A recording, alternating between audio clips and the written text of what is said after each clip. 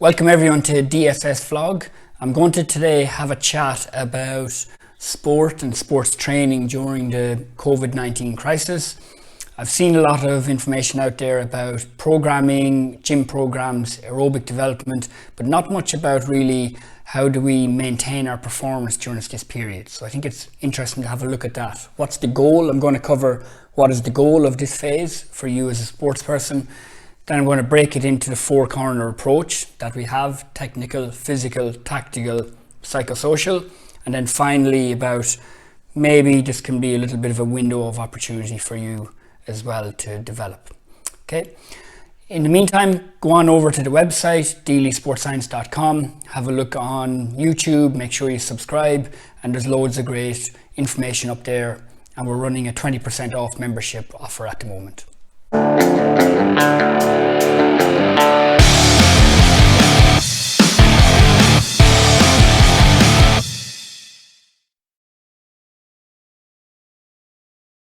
During this period, I'm not sure are you actually looking to increase performance in sport. Because you can't train as part of a team and because you're not in your usual type of schedule, I'm not sure is it possible to actually increase performance during this period. So really what you're looking to do is just maintenance. So that can be in terms of your physical program, certainly in terms of your technical and tactical, and also in the other corner, the psychosocial.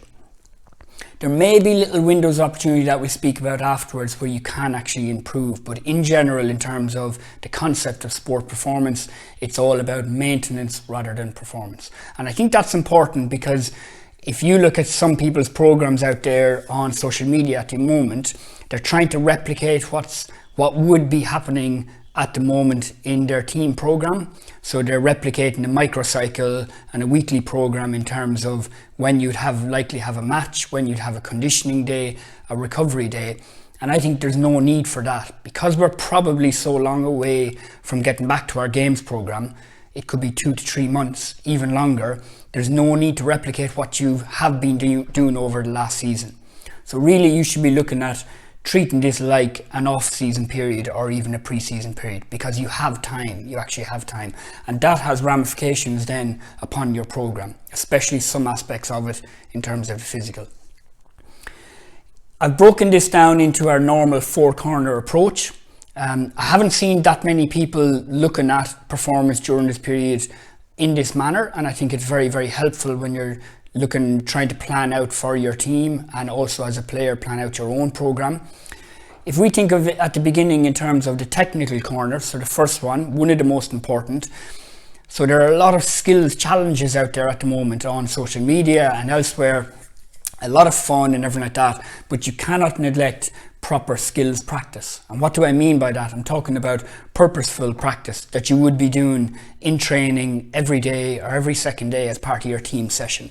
So really you need to get a little mini session and then be practicing it over and over again every second or third day. Now this relays back to the initial concept of performance maintenance. I don't think you can improve your technique during this period. You're probably looking to maintain.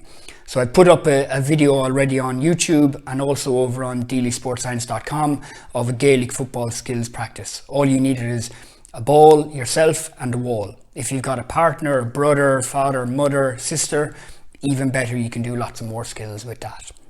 So you're really looking to do purposeful practice of your skills.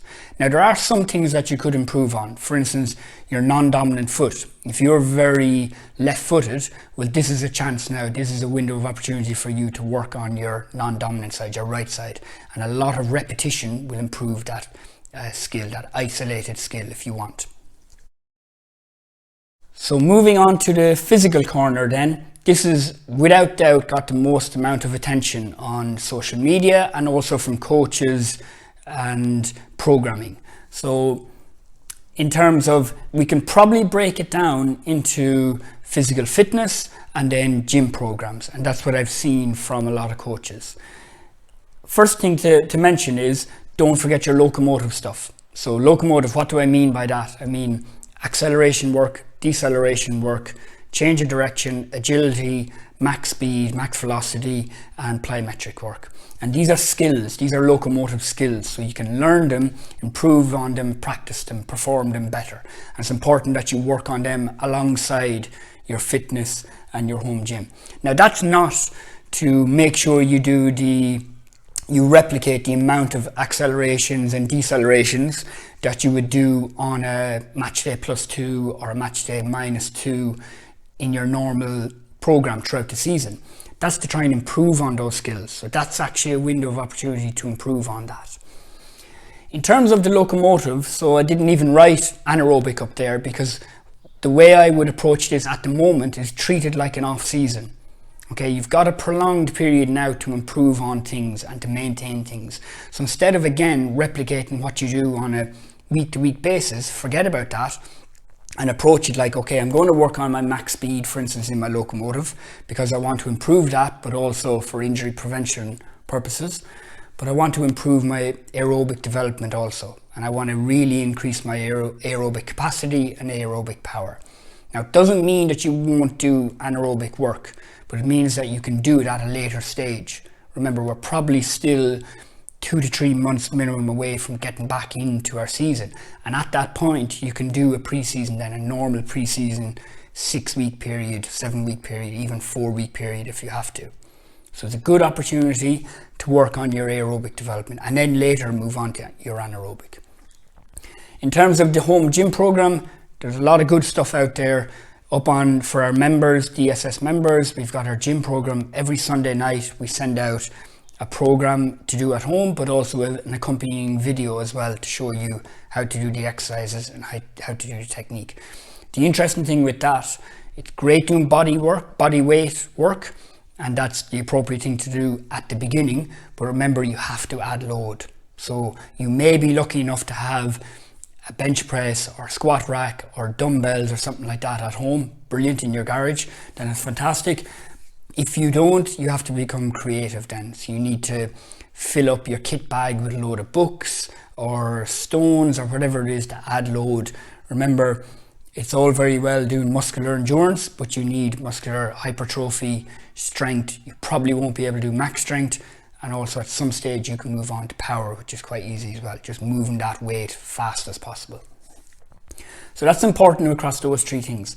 Now the tactical corner, again, has got very, very little focus online and from what I can see about coaches sending stuff out. Now this to me is a perfect opportunity to improve some aspects of your tactical nous. So the first one I have up there is analysis.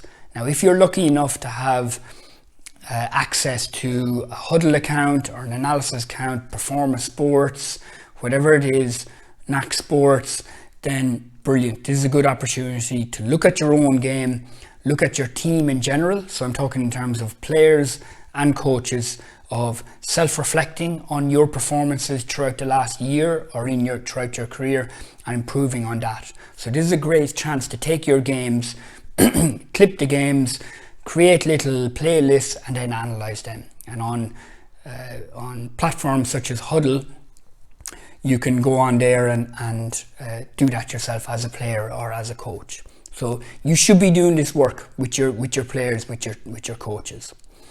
In terms of your self-reflection, you should have a training journal and you can reflect back on your performances in previous games, or also keep a journal during this period because it keeps your discipline in terms of your training, your diet, your sleep. You should be tracking all those things, and it means that you're in a good, healthy state then to perform and do the work that you need to do up here.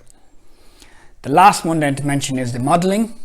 Okay, this is where you take an elite level player. So maybe you're an elite level player already. Well, then go higher up and look for the best player in the country, the best player in your club, or even the best player in the world, and model yourself on their game. So break it down. What are they good at? You can even use the four corner approach here in terms of, so what's Cristiano good at technically, tactically, physically, psychosocially? What is somebody like Michael Murphy in Donegal Intercounty Football? What is he good at? And how do you model your game on that person's then? Again, if you can back that up with clips and analysis, there's loads of stuff out there on YouTube, then great. The other thing you can do, listen to podcasts, read articles. There's a lot of good stuff out there at the moment. The final corner then to mention is the psychosocial. Now this is very important as well during this period, because this is a new situation for everybody, being a little bit isolated at home. We're very social creatures, so it's an issue for us. So we need to be very mindful of this. And what I mean about that in terms of well-being is making sure you've got a schedule to your day. So get up at the same time, go for a walk, get dressed, get out and do your session, your exercise, and then come home, do your work, whatever work you have to do. Get to bed on time, don't drink too much alcohol, stuff like that. Okay, so have a normal schedule if possible. Have a break at the weekend as well, obviously for one day a week at least. Mindfulness then, try and practice some mindfulness, and I'm sure the sports psychologist in your club or team, or if you don't have experience of that, contact somebody, follow somebody online, and a lot of mindfulness each day would be helpful as well. In terms of the well-being as well, and the social, that we're social creatures, the important thing as well is to remember that sometimes we will have to let off steam a little bit. We will have to let our hair down a bit, and it's difficult during this period. So all I would say is try and keep in contact with people as much as possible, your siblings, your parents, your teammates, do a Zoom conference online, make sure you keep chatting with them, have a few beers, whatever it is, and try and relax as well, just like normally. So overall, you can treat this period as a blocker, okay, and that can be a mental blocker, a blocker to performance, a blocker to improvement. You can have negative thoughts about the situation that we're in. You can focus on that you are having a fantastic season up until this point. You scored X amount of goals or X amount of points and your team was doing really well. Or you can think that, okay, well, this is a window of opportunity for me to improve and for my team to improve. If I'm working with a team at the moment, it means I've got loads of time to work on the analysis of the team, analysis of opposition. For instance, to improve my aerobic capacity, maybe I need to work on that. Maybe I want to get faster, so how can I do that? In the technical side, we spoke about window of opportunity of your non-dominant side. So you choose what aspects that you want to improve on. And this is a perfect opportunity and a perfect period to work on that and improve. So think of this, and I've mentioned a lot of times, this is your window of opportunity. So whenever we return, at whatever stage it is, you could potentially be a better player in some aspects of your performance and development. In other aspects, you're just looking for maintenance during this period. Okay, thanks very much for watching. Go on over to dailysportscience.com. We've got an offer there at the moment, 20% off for new members. We're just hitting 200 members now after our first year, so we're delighted with that. It's brilliant. We've got our WhatsApp group going as well. Make sure if you're already a member, get in contact with me or go on to the practices page on the website and you can directly sign up to the WhatsApp group there. Also remember to subscribe to us on YouTube and keep an eye on some of the videos that we're putting out every week. Okay, thanks guys.